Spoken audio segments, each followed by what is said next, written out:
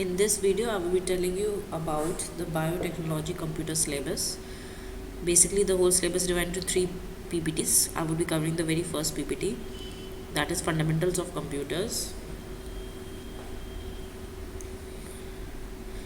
and the second part would be fundamental of computer part 2, and the third would be fundamental of computer part 3. Without a delay, just it's opening.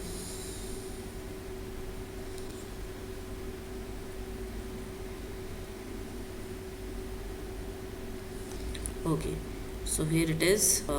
This PPT consists of this syllabus, that is introduction to computers, characteristic, capabilities, generations, software, hardware, memory, control unit, ALU, input and output devices. सबसे पहले हम बात करेंगे introduction to computers. Computers सबको पता है क्या होता है. It is an electronic device जिसमें इनपुट होता है, प्रोसेस होता है, फिर आउटपुट होता है, राइट. तो ये उसके बाद आते हैं कैरेक्टरिस्टिक्स ऑफ इट. कैरेक्टरिस्टिक्स में क्या क्या होता है. मेमोरी है, ऑटोमेशन है, रिलायबिलिटी है, वर्सेटैलिटी है, इंटेलिजेंस है, एक्यूरेसी और स्पीड है. तो यही कैरेक्टरिस्टिक्स को डिटेल में हम एक्सप्लेन कर देंगे इसमें आगे. Speed, accuracy, intelligence, versatility, reliability, automation, memory और कैपेबिलिटीज़ और कैरेक्टरिस्टिक्स में कुछ सिमिलरिटीज़ है. जैसे 10 कैपेबिलिटीज़ ऑफ कंप्यूटर्स की बात करें तो हमारी स्पीड है, एक्यूरेसी है, ऑटोमेशन है, वर्सेटैलिटी है, इंटेलिजेंस है, रिलायबिलिटी है, क्विक डिसीजन होता है कंप्यूटर का, स्टोरेज कैपेबिलिटीज़ अच्छी होती है, मल्टीटास्किंग होता है, एक साथ कई सारे टास्क कर सकता है, वो कई सारा वर्क एक साथ परफॉर्म कर सकता है. पावर ऑफ रिमेम्बरिंग बहुत अच्छी होती है पावर. ठीक है, ये इंपॉर्टेंट क्वेश्चन है. जनरेशन ऑफ कंप्यूटर्स जिसमें आपका फर्स्ट जनरेशन से लेके 5th जनरेशन तक है. First generation, second generation, third, fourth and fifth. तो फर्स्ट जनरेशन की बात करें तो उसमें वैक्यूम ट्यूब बेस्ड हुआ था. सेकंड जनरेशन में ट्रांजिस्टर बेस्ड हुआ था. थर्ड इंटीग्रेटेड सर्किट बेस्ड हुआ था. फोर्थ में VLSI microprocessor based. VLSI की फुल फॉर्म है वेरी लार्ज स्केल इंटीग्रेटेड. और फिफ्थ जनरेशन में ULSI that is ultra large scale integration.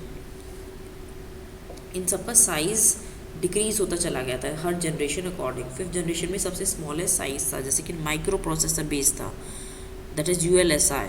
UL is ultra large scale integration. Fine. Software हमें पता है जो हम टच नहीं कर सकते, जो प्रोग्राम्स होते हैं, सेट ऑफ प्रोग्राम इंस्ट्रक्शन होती हैं, उन्हें सॉफ्टवेयर बोला है. 2 टाइप के सॉफ्टवेयर होते हैं, system software and application software.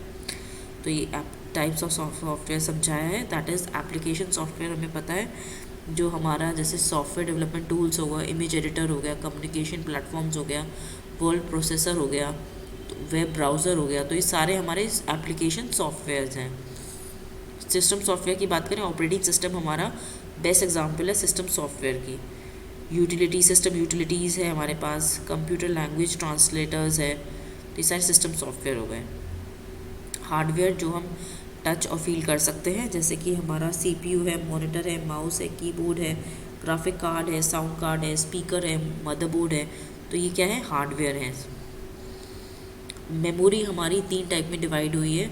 Cache memory, primary memory, main memory और सेकेंडरी मेमोरी.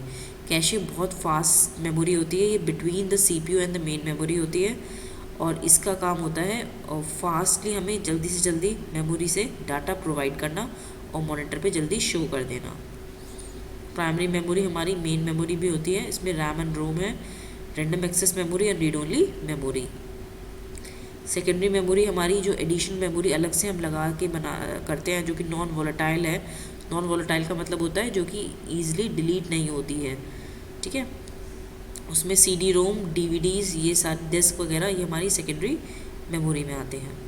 कंट्रोल यूनिट होती है जो सारी चीज़ों को हमारा. Control unit is a part of the computer central processing unit which directs operations of the processor, जो processor की ऑपरेशंस को डायरेक्ट करती है और हर चीज़ को कंट्रोल करती चलती है ताकि वो प्रॉपरली वर्क करे. जैसे फ्लैग्स है, क्लॉक है, इस डायग्राम में देख रहे हैं आप. कंट्रोल यूनिट है, कंट्रोल यूनिट ने कंट्रोल सिग्नल्स दिए with in CPU. Control buses है, बस के थ्रू जा रहा है, इंस्ट्रक्शन रजिस्टर के थ्रू इंस्ट्रक्शंस मेंटेन हो रही हैं. फंक्शंस ऑफ कंट्रोल यूनिट, ये सारे फंक्शंस हैं, किस तरीके से coordinates the sequence of data movement into out. तो ये सारे हमारे फंक्शंस हैं कंट्रोल यूनिट के. ये उसके बाद हमारा आता है main memory, fetch instructions from memory, control unit आ गई, decodes instructions into commands, execute commands, stores results in memory और main memory. Operation perform by ALUR, logical operations, bit size operations, arithmetic operations, ये सारे। और input और output devices आपको पता है इनपुट डिवाइस कौन सी होती है। इनपुट डिवाइस वो होती है जिससे हम इनपुट देते हैं, जो कि हमारा कीबोर्ड और माउस हो गया, इनपुट डिवाइस हो गया। Joystick, light pen input device हो गया। आउटपुट डिवाइस है मॉनिटर और प्रिंटर।